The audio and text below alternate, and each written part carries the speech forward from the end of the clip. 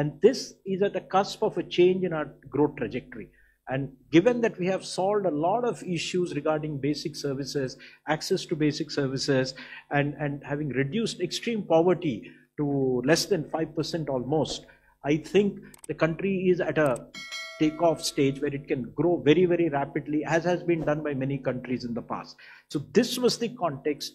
Given this, as well as the demographic dividend that India is actually blessed with for the next 20-25 years, that we can grow rapidly, the Prime Minister gave a call that all states to prepare a vision document at their level. And this is already visible in the growth of India. We are the 4th largest economy as I speak. We are a $4 trillion economy as I speak. And this is not my data, this is IMF data. India today is larger than Japan.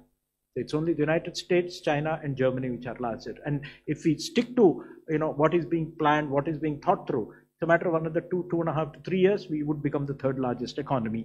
And in this, the reason for the Prime Minister giving this call is this is a long haul, and we have to do it for about 25 years. States are fundamental. Be it industrial development, be it services, be it agriculture, be it with human capital, everything has to be done in states. And if you do not have visions for states individually, it's like actually having a bullock cart with only one, bull, not two. It will not run. So if the vehicle has to move forward, you need both center and states to work in tandem. And the good thing is, as we come here, almost 17 states have prepared and released or are on the verge of releasing their visions. 5 of them have released visions: Andhra Pradesh, Uttar Pradesh, Tamil Nadu, Gujarat, and Punjab.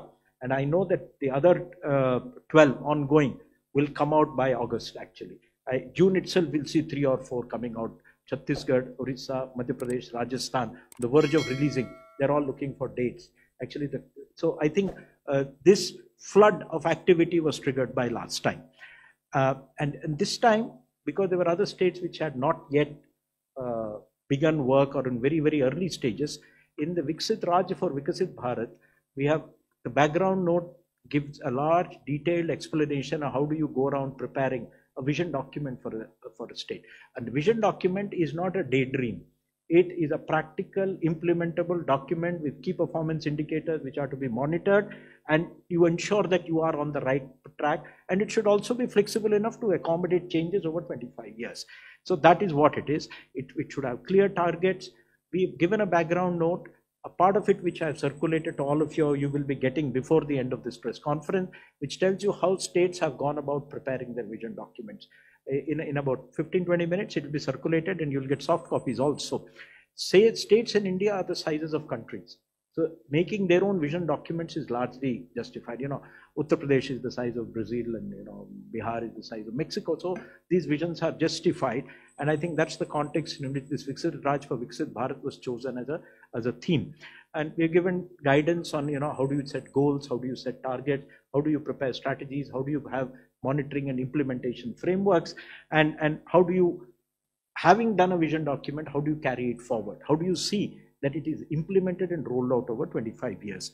There was a second set of themes which has now been the practice with the Governing Council of Niti Aayog, that there's a Chief Secretary's Conference which happens roughly in November, December every year. So we had the 4th Chief Secretary's Conference in December last year.